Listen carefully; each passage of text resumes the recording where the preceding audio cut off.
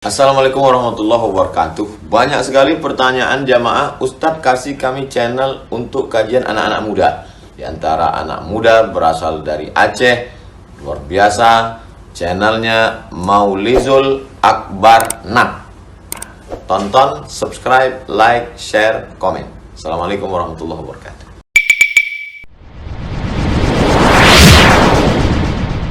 Assalamualaikum warahmatullahi wabarakatuh.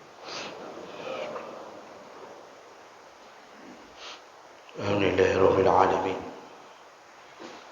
Wa bihi nasta'in ala umuri dunya waddin.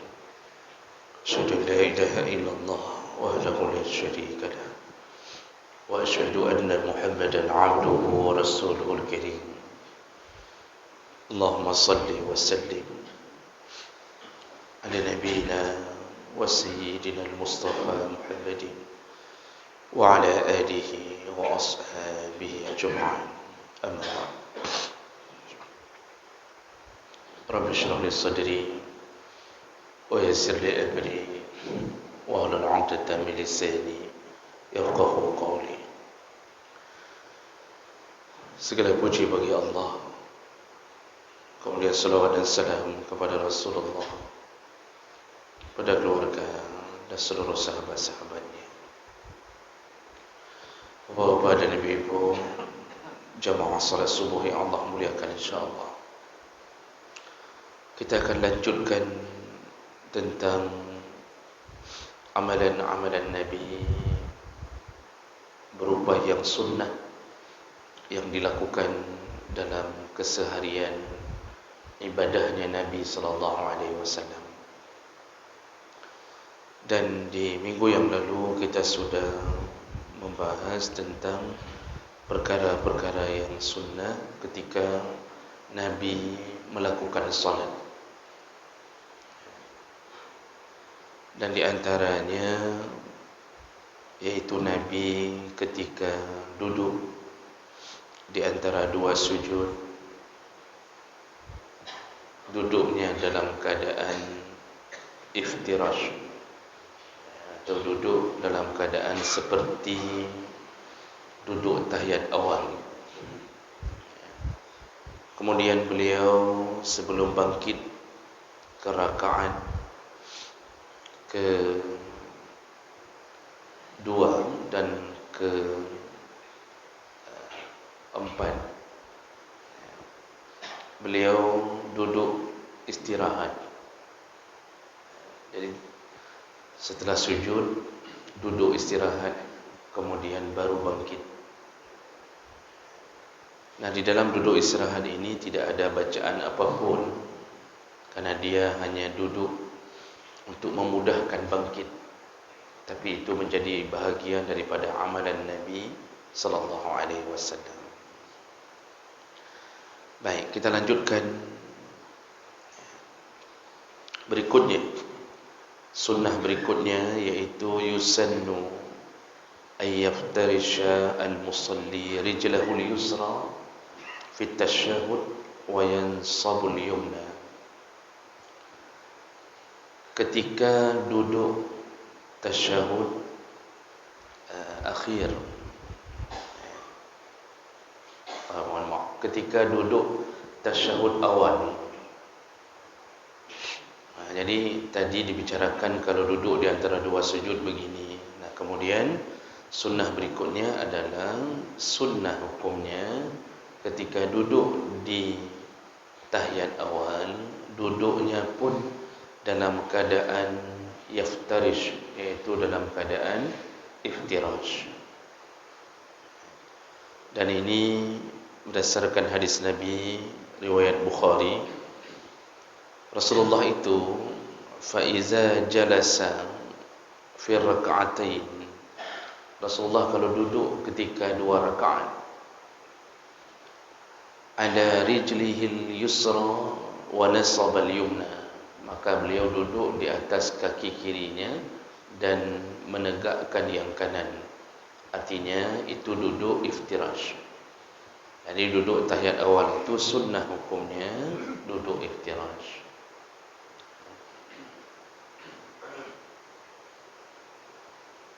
Kemudian As-sunnatu ayyunawwi' fi wad'il yadain halat tasyahud. Lalu sunnah hukumnya meletakkan tangan ketika duduk tasyahud tersebut atau duduk tahiyat awal. Di mana letakkan tangannya? Ada dua cara berdasarkan hadis. Yang pertama, as-sifatul ula ayadha' al-yadain 'ala al-fakhizain. Letakkanlah tangan di atas paha. Jadi ketika duduk tasyahud atau duduk tahiyat awal, nanti di tahiyat akhir juga sama. Ada dua cara meletakkan tangan, dan meletakkan tangan itu sunnah. Yang pertama, letakkanlah di atas paha.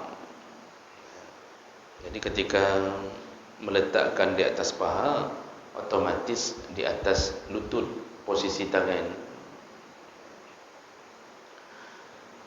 Kemudian cara yang kedua, as-sifah as-saniyah ayyadha' al-yadain 'ala rukbatain. Dibolehkan untuk meletakkan tangan di lutut.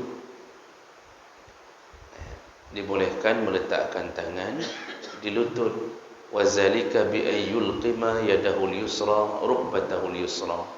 Tangan kiri menggenggam lutut yang kiri, sedangkan yang kanan nanti menunjuk dengan telunjuknya. Otomatis enggak bisa genggam sempurna. Nah, ini semua berdasarkan hadis Nabi riwayat Muslim. Anna Nabi sallallahu alaihi wasallam, hadis dari Ibnu Umar, "Iza jalasa fi shalah." Nabi itu kalau duduk ketika salat, wada'a kaffahu al-yumna 'ala fakhizihi al-yumna. Beliau letakkan tangan kanannya di atas paha kanan. Wa qabada asabi'ahu kullaha. Lalu beliau menggenggam tangannya. Jadi yang tangan kanan diletakkan di atas paha, digenggam. Wa asyara bi asbu'ihi allati talil ibham. Beliau hanya mengeluarkan satu jari, yaitu jari telunjuk. Jadi digenggam, keluarkan satu jari, hanya jari telunjuk.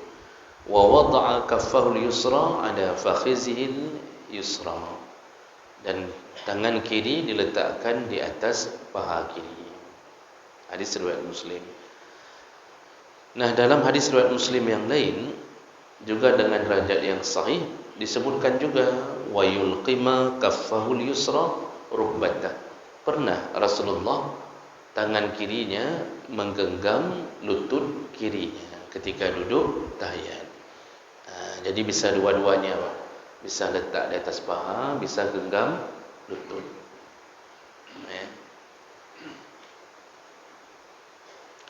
Jadi hal seperti ini adalah hal yang bisa dipilih. Nah, kenapa bisa terjadi dua perkara ini? Saya sudah pernah bilang bahwa bisa jadi ada sahabat yang pernah lihat Rasulullah begitu. Di hari yang berbeda dilihat oleh sahabat yang berbeda.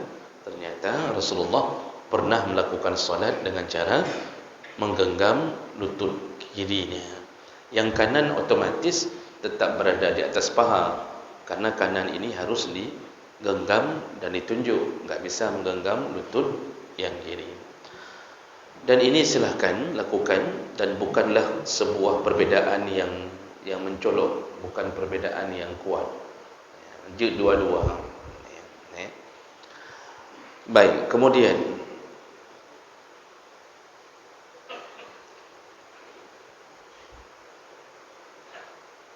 sunnah hukumnya untuk mengeluarkan jari telunjuk. Nah, ini juga perbuatan sunnah ketika duduk tahiyat.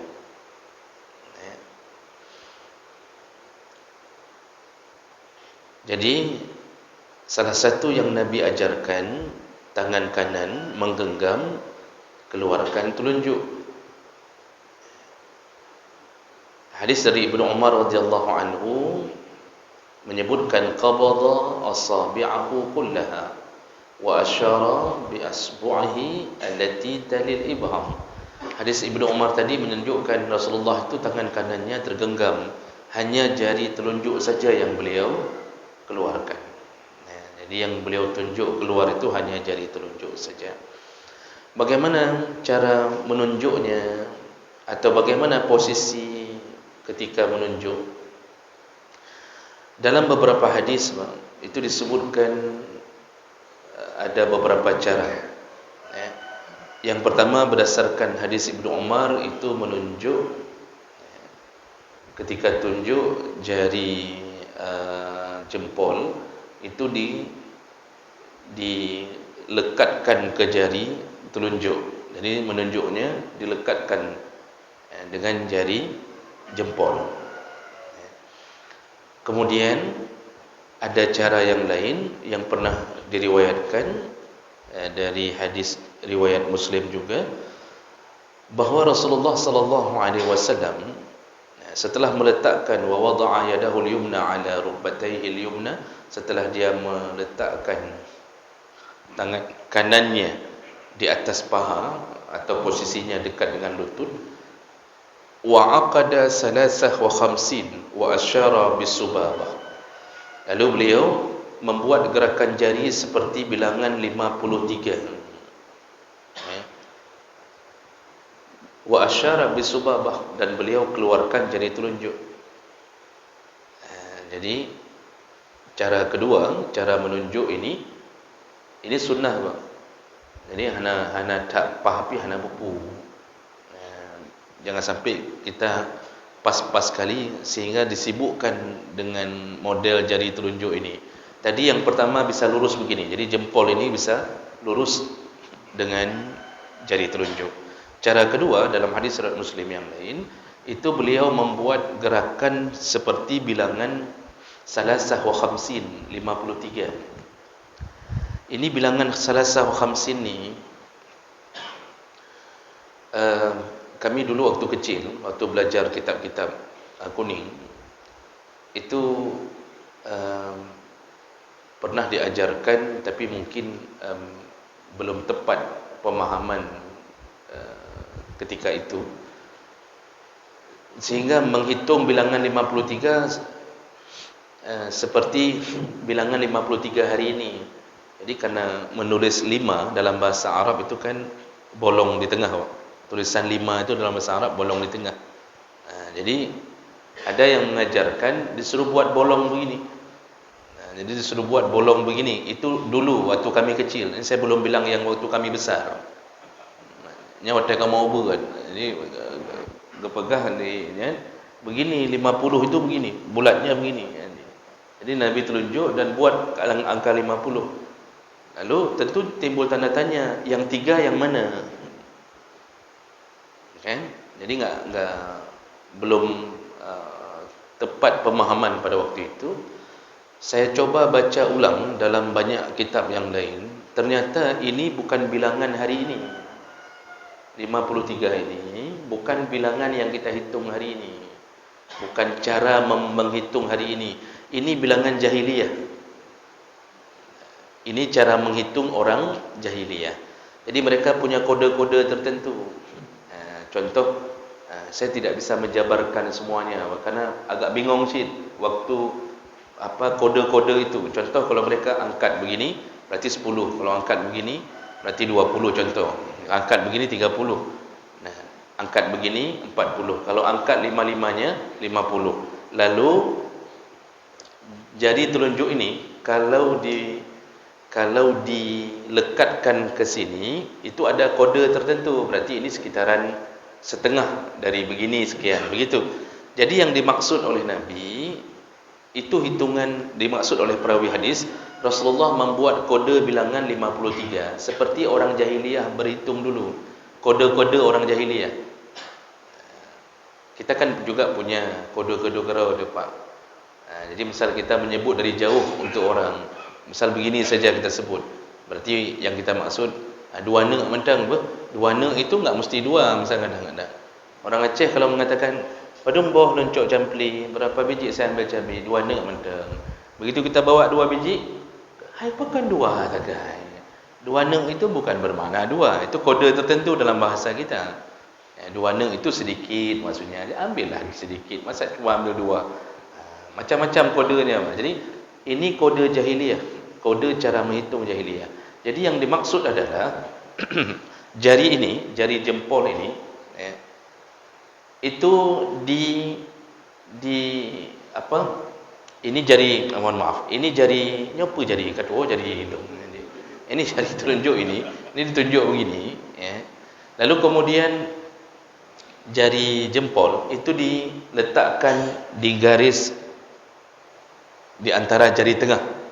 Ini yang dimaksud. Kalau Bapak lihat gambar, silahkan cek di Google cara menghitung ini, cara membuat jari telunjuk. Itu dijelaskan panjang lebar, termasuk yang saya bilang tadi, yaitu cara menghitung jahiliyah. Jadi yang ini lekatkan ke jari tengah, lekatkan ke jari tengah. Begini orang jahiliyah kalau menghitung 53. Jadi kalau memberi kode padu 90 leh, mana apa katanya. Jadi ini kode-kodenya. Jadi ada dua cara yang paling ditegaskan dalam hadis. Boleh lekatkan begini, boleh lekatkan dengan jari tengah. Jadi jari telunjuk ini pertemukan dengan jari tengah. Tapi bukan bermakna yang dihitung 50 ini di lubang ini. Nah, jadi bukan bertemu antara dua jari tengah ujung dengan ujung, tapi ke dalam sini yang dia maksud. Nah, jadi ini yang dimaksud tentang cara menunjuknya Nabi SAW. Artinya tidak wajib tahiyat semiki berat dan bakbutnya tak pah-pahnya nak tak pah dapat terendam. Oh, sampai pakai gigi sampai dah pakai yang Inggeris, kunci Inggeris gara-garanya. Asal sudah taruh saja sudah okey, aman. Ana perlu tak wait nyo kena nyo ke dia ana perlu kenan. Jadi jangan sibukkan diri dengan perkara yang kecil ini, tapi begitulah Nabi menunjuknya. Baik. Berikutnya, barulah disunnahkan membaca bacaan yang diwiridkan oleh Nabi sallallahu alaihi wasallam dalam tahiyat. Ini maksudnya bacaan ini kalau dalam tasyahud awal bacaannya sunnah, tapi kalau di tasyahud akhir berubah menjadi rukun. Maka bacaan tahiyat yang dimasukkan ke dalam sunnah ini ketika berada di tahiyat awal. Kalau berada di tahiyat akhir, maka hukumnya menjadi wajib. Karena tahiyat awal itu sunnah, Pak. Enggak duduk pun, kalau tidak duduk sah tidak salat? Sah. Tapi nanti sujud sahwi. Perlu ganti satu rakaat? Tidak perlu, karena dia bukan rukun tahiyat awal. Duduk tahiyat awal dan bacaannya bukan rukun. Tapi tasyahud akhir itu rukun, bacaan di dalamnya juga rukun. Makanya imam ketika sudah bangun dari rakaat kedua lupa duduk tahiyat awal, kan otomatis enggak duduk, enggak ada bacaan tahiyat awal kan? Sudah berdiri sempurna. Sepakat para ulama mengatakan ketika makmum mengatakan subhanallah sudah lupa duduk rakaat kedua, maka imam iza talabbasa bil fardi, begitu dalam kitab-kitab disebutkan, kalau sudah sempurna masuk ke dalam fardu berdiri, maka fala ya'ud, janganlah dia kembali ke sunnah. Enggak boleh lagi ni, begitu sudah berdiri sempurna terdengar makmum subhanallah, maka imam tidak boleh balik ke sunnah. Enggak boleh imam turun lagi. Kalau imamnya turun dengan sepengetahuannya, artinya dia tahu ni kalau turun bisa menyebabkan batalnya salat. Kalau dia tahu, kecuali dia muallaf atau tidak tahu hukum. Kalau dia tahu dan dia turun kembali, maka batallah salat. Kemudian makmum di belakang pilihannya adalah mufaraqah. Kalau mau sambung sendiri, berarti harus memisahkan diri dari imam. Kalau tidak pisahkan diri, ikut imam, maka makmum pun ikut batal salatnya. Makanya bacaan dalam tahiyat awal itu sunnah. Nanti bacaan yang sama tapi berada di tahiyat akhir berubah menjadi rukun. Memang Kadang-kadang proses imam, proses mendirikan jemaah itu, kita kadang-kadang bisa panik ketika terdengar orang memperingatkan di belakang. Kadang-kadang kalau mental tidak terbiasa dengan peringatan itu, kita bingung ini apa yang salah, sehingga imam kadang-kadang bingung sendiri, ini apa ini, di mana salah saya. Dan itu bisa terjadi. Nanti kadang-kadang ada yang salat 6 rakaat waktu salat asar, bisa terjadi. Kadang-kadang akan bingung, subhanallah, dia sendiri bingung, ini rakaat keempat apa kelima, padahal sudah kelima, dia bangun lagi. Hal-hal begini itu kalau seandainya terjadi kekurangan pada rukun, misal tertinggal sujud, satu kali sujud cuma langsung bangkit. Kalau tertinggal rukun-rukun dalam solat, itu wajib tambah 1 rakaat baru sujud sahwi. Kalau yang tertinggal rukun, itu kunci. Jadi lihat saja rukun yang 13, kalau ditambah tumakninah 18, lihat rukun yang 13 mana yang rukun. Kalau tertinggal imamnya sudah salam, lalu makmum mengatakan, dengku sanyo sang na tinggal. Jadi semua sepakat mengatakan ada tinggal. Tapi yang sifatnya rukun, imam tidak perlu mengulang solat. Enggak perlu, ya sudah, mari sama-sama kita solat kembali. Tidak perlu, Pak. Cukup tambah 1 rakaat. Jadi takbiratul ihram lagi, tambah 1 rakaat. Nanti sujud sahwi. 1 rakaat itu untuk apa? Untuk menambal rukun yang tertinggal.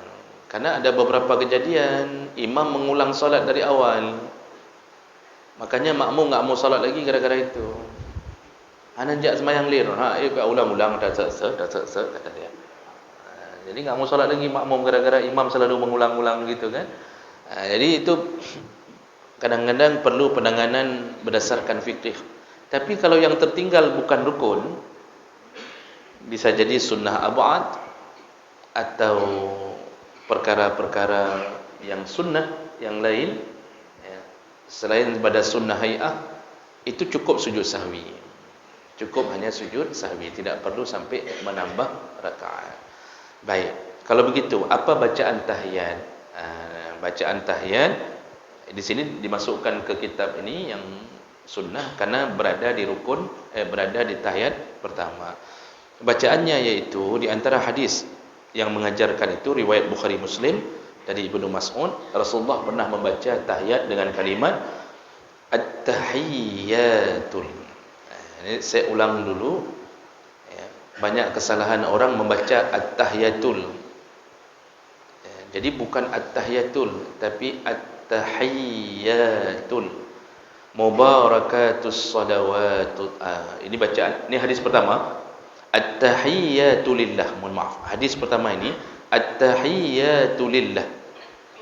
Was-salawat wat-thayyibat. Wassalamu alayka ayyuhan nabiyyu wa rahmatullahi wa barakatuh. Assalamu alayna wa ala ibadillahis salihin. Asyhadu an la ilaha illallah wa asyhadu anna Muhammadan abduhu wa rasuluh. Ini hadis riwayat Bukhari Muslim. Jadi boleh membaca at-tahiyyatu lillah. Lalu was-salawatu wat-thayyibat. Hadis berikutnya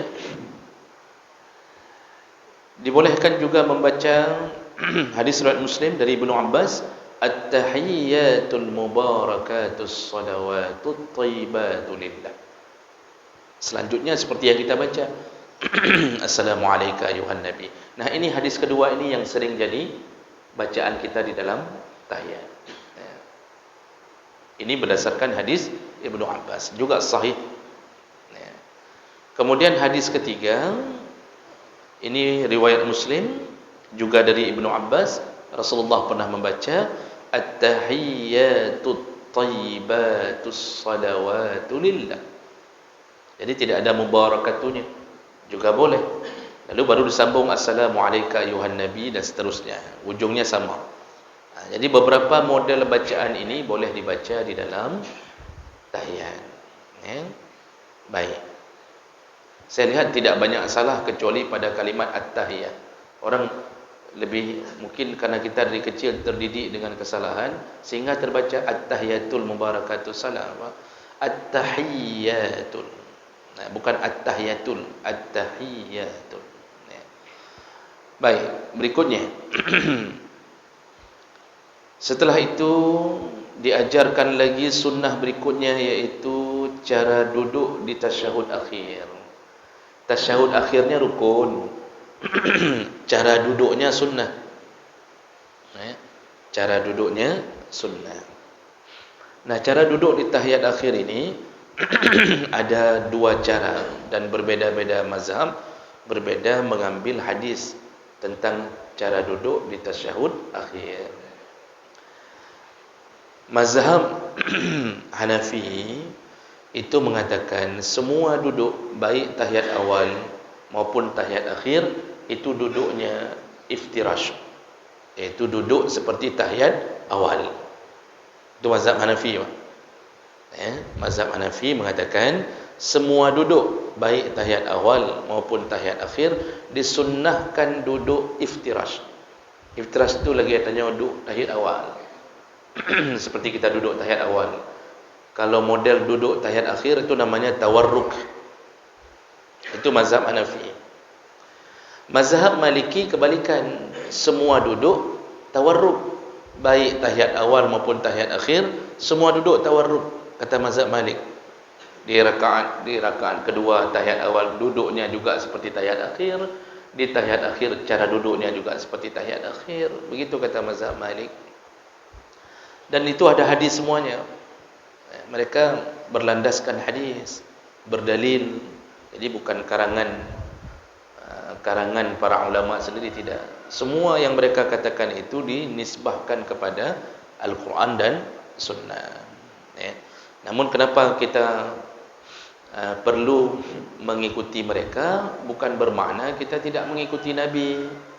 Mengikuti mazhab itu bukan bermakna tidak mengikuti Nabi, tapi mengikuti urang carang yang lebih faham tentang apa yang berasal dari Nabi.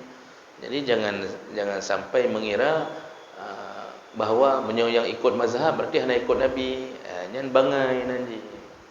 Bukankah Allah yang mengatakan fasalu ahla zikri in kuntum la ta'lamun. Tanyalah kepada yang lebih tahu kalau engkau tidak tahu.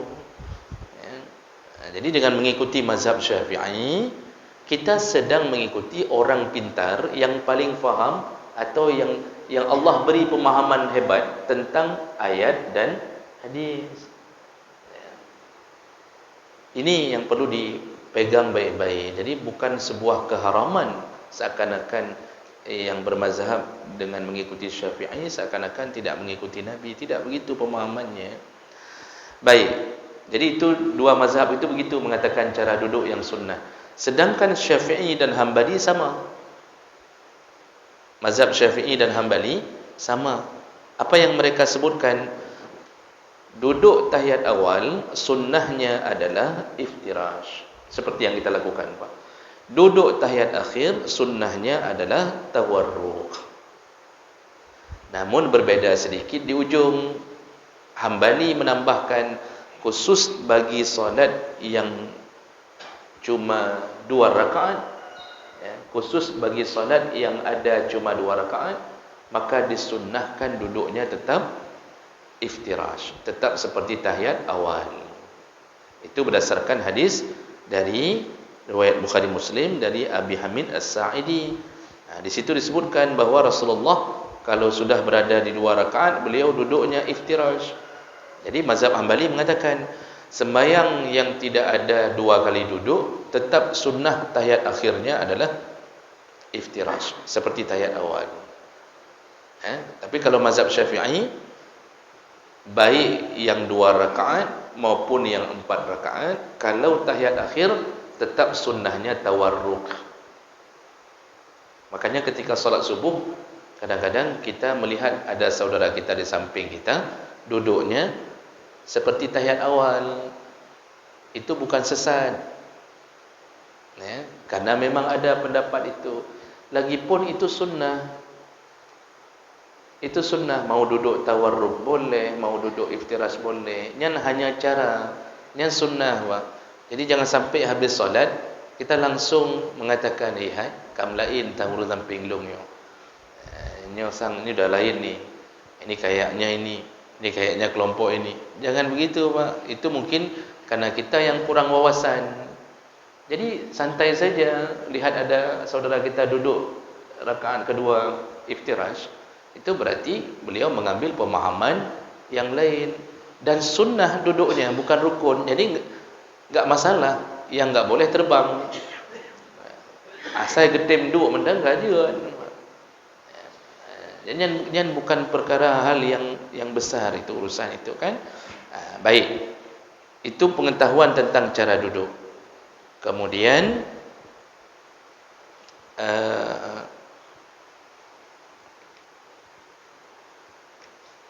sunnah berikutnya yaitu ini terakhir Pak. Terakhir ni untuk pagi hari ini, yaitu yusannu ay yasta'izal musalli min arba'. Nah, sebelum salam, tadi kan sudah baca bacaan rukun. Kalau tahiyat akhir tu kan bacaan rukunnya tahiyat, salawat. Itu wajib baca sempurna, Pak. Jadi hati-hati dengan godaan syaitan. Ketika kita baca tapi kita enggak tahu apa yang kita baca. Ada orang model duduk tahiyatul barakatuh salawat. Dia enggak tahu apa yang dia baca. Padahal itu bacaan rukun. Bacaan rukun itu kalau dilewatkan batal solat. Maka harus baca dengan benar. At-tahiyyatul mubarakatus salawatut thayyibatu lillah. Salawat juga begitu. Baca dengan benar apa yang diajarkan oleh Nabi sallallahu alaihi wasallam. Jadi jangan sudah sampai fil alamina innaka hamidum majid. Dia enggak tahu apa yang dibaca. Hati-hati, itu bacaan rukun yang batal sembahyang. Itu rukun qauli. Jadi jemaah melakat Allah, kemudian sunnah berikutnya yaitu sebelum salam disunnahkan untuk berdoa seperti doa yang diajarkan oleh Nabi sallallahu alaihi wasallam. Jadi jangan terbiasa begitu fil alamina innaka hamidum majid, jangan terbiasa langsung salam. Biasakanlah mengucapkan doa. Di situ tempat Nabi sangat menganjurkan berdoa. Apa saja doa Nabi sallallahu alaihi wasallam? Doa yang paling sering dibaca Nabi yaitu berdasarkan hadis Abi Hurairah radhiyallahu anhu, anna Nabi sallallahu alaihi wasallam qala, Rasulullah berkata, "Iza farigha ahadukum min at-tashahhud al-akhir." Kalau kalian sudah membaca doa dalam tasyahud akhir, iaitu bacaan dalam tasyahud akhir, maksudnya adalah sudah selesai bacaan rukunnya, yang wajib sudah selesai sampai fil alamina innaka hamidum majid, maka falyata'awwas billah min arba'. Mohonlah perlindungan kepada Allah dari 4 perkara, kata Nabi. Jadi jangan langsung salam. Apa saja yang kita mohonkan? Min azabi jahannam. Mohonlah engkau agar terhindar dari azab neraka jahannam. Yang kedua, wa min azabil qabri. Mohonlah jangan disiksa di kubur. Ini menunjukkan adanya siksa kubur. Ya. Jadi salah satu penyelamat dari siksa kubur, selain membaca surat Al-Muluk setiap malam sebelum tidur, kalau kita tidak mampu itu, maka langgengkan doa sebelum salam, itu dengan memohon, ya Allah, hindari kami dari azab kubur. Yang ketiga, wa min fitnatil mahya wal mamat. Jauhkan kami dari fitnah. Fitnah itu ujian hidup dan ujian mati. Kata para ulama, ujian hidup, jangan sampai kita jatuh ke dalam maksiat yang banyak. Ujian mati, jangan sampai kita tidak bisa menjawab pertanyaan pertama di hari pertama kita masuk ke kuburan. Jangan sampai enggak bisa jawab. Pertanyaannya sederhana dan sudah dibocorkan dari sekarang. Dihafal, belum tentu bisa jawab bagi yang tidak beriman kepada Allah. Dan yang terakhir, wa min syarril masih ad-dajjal. Mohonlah perlindungan dari keburukan fitnah dajjal. Disebut al-masih, masaha itu dalam beberapa riwayat. Kenapa dajjal disebut al-masih? Masaha itu menyapu, artinya menyapu. Jadi maksud al-masih, dia akan berjalan-jalan menyapu ke seluruh bumi untuk menyesatkan manusia, terutama umat Muhammad yang mukmin, yang dia tidak bisa masuk yaitu Makkah dan Madinah karena dijaga oleh malaikat. Ya, itu hadis. Dia tidak bisa tembus ke Makkah dan Madinah karena dijaga oleh malaikat. Rasulullah pernah berkata, tidak ada fitnah bagi umatku yang lebih dahsyat kecuali fitnahnya Dajjal. Nah, sampai hari ini kita belum mengetahui persis siapa Dajjal yang dimaksud oleh Nabi sallallahu alaihi wasallam. Walaupun ada hadis dari Tamim Ad-Dari yang pernah melihat Dajjal di satu gua ketika beliau dan beberapa sahabat terdampar karena kapalnya pecah. Hadis yang kuat, karena kapalnya pecah, terdampar, beliau masuk ke satu pulau. Nah, di situ pertama bertemu makhluk berbulu, makhluk seperti anjing begitu Pak, berbulu, bulunya seluruh tubuh sampai tertutup mukanya dengan bulu. Nah, kemudian makhluk ini berbicara. Itu hadis yang disebutkan oleh Tamim di depan Rasulullah. Makhluk ini mengatakan, siapa kalian? Lalu Tamim Ad-Dari mengatakan, kami dari Madinah, begini, pecah, kapal pecah sehingga kami terdampar. Kata bulu, kata binatang ini, bukan kata bulu.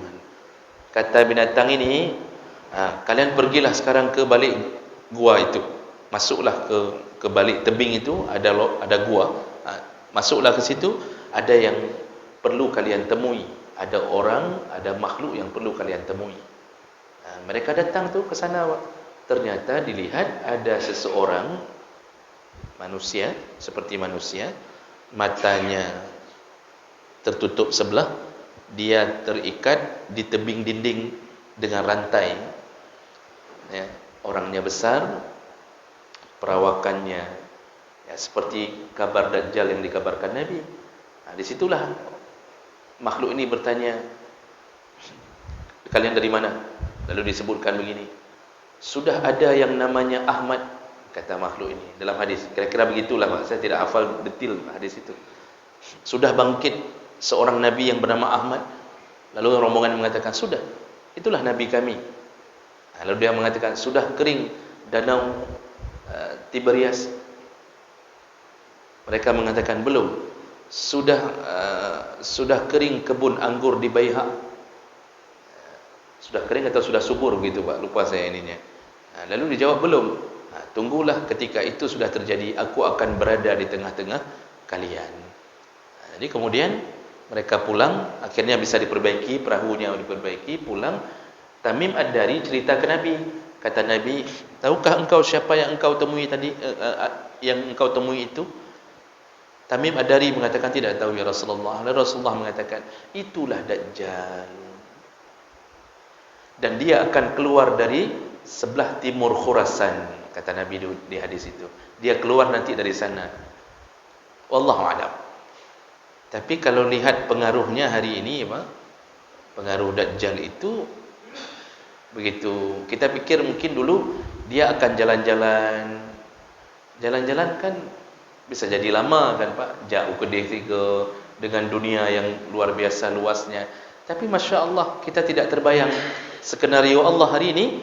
Jalan-jalan itu ternyata tidak harus badan yang jalan, internet saja masuk ke semua, hancurlah semua.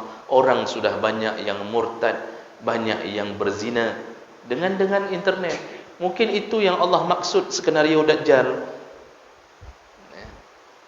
Ini yang akan terjadi. Makin ke belakang, makin hancur hidup kita. Orang dulu main judi di atas meja, sekarang main judi di dalam HP. Begitu mudah Dajjal menghancurkan. Mungkin itu yang Nabi maksud, dia masuk kecuali Mekah dan Madinah. Bisa jadi Mekah Madinah disetting oleh Allah, disuruh jaga oleh malaikat. Ini dua tanah suci ini dibuat peraturan-peraturan, enggak boleh ini, enggak boleh itu, segala macam, sehingga enggak bisa masuk. Wallahu alam. Hanya Nabi dan Allah yang mengetahui maksud perkataannya. Ini doa ini, Pak, ucapkan sebelum salam. Bayangkan, satu hari dalam solat 5 waktu kita sudah ucap 5 kali. Belum solat sunnah qabliyah, belum ba'diyah.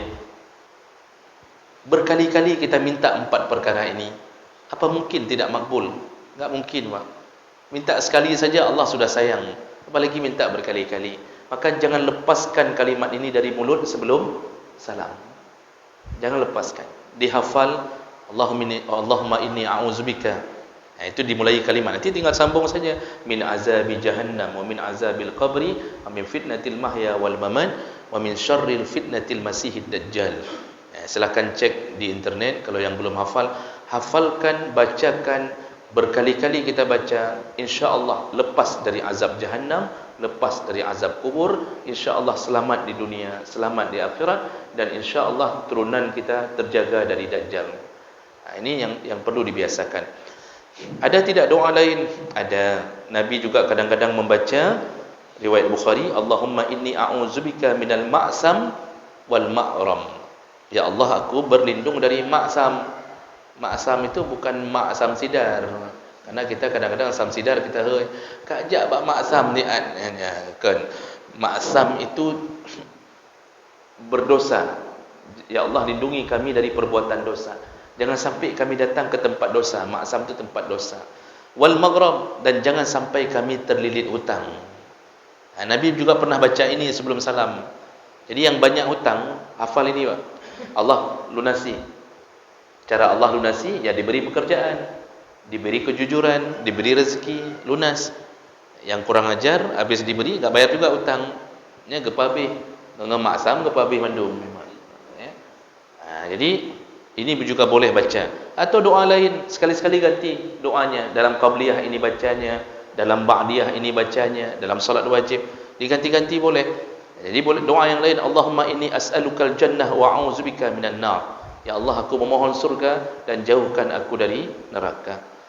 Boleh juga doa yang lain, Allahumma inni zalamtu nafsi zulman katsira wa la yaghfiru dzunuba illa anta faghfirli maghfiratan min 'indik warhamni innaka antal ghafurur rahim.